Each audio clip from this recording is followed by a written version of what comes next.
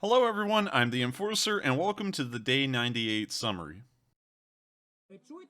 Here in this first clip, we can see a Ukrainian soldier actually take a hit to his arm because of a ricochet off of his gun and then off of his bulletproof vest, which then led to the bullet passing through his arm.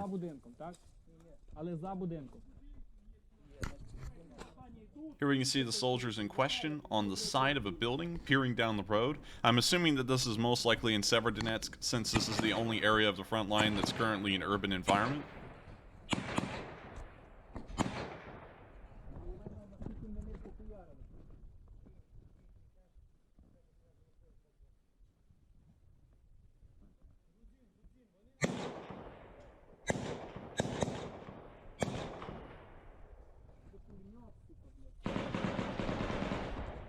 We can now see the soldier peering around the side, trying to see if he could get a good shot on a Russian. It looks like he couldn't. По будинку. Ні. А їй бух то йобнув, по будинку в'їбали, там, тому.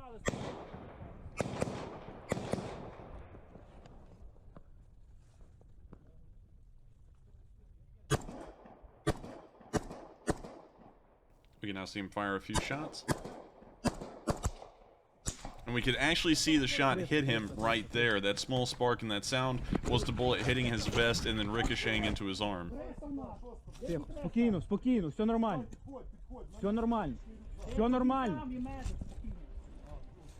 We can actually see that the guy took it like a champ incredibly well. A bullet passed through his arm, and all he does is back up and tell everyone I've been hit, and he starts trying to fix the wound.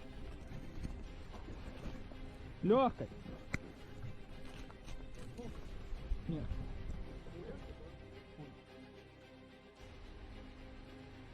Here we can see where the bullet ricocheted off of his vest. And then he actually shows the wound where the bullet passed through his arm. And it was actually pretty negligible, so he was incredibly lucky with how that whole entire situation turned out for him.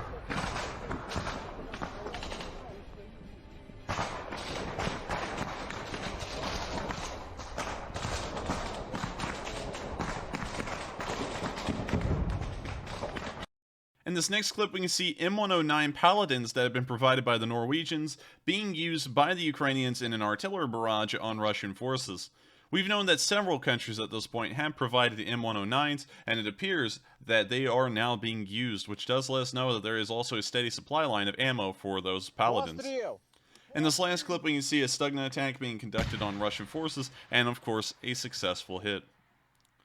With that, that is the end of the Day 98 summary. I thank you all so much for watching. If you did enjoy, please make sure to like, comment, and subscribe.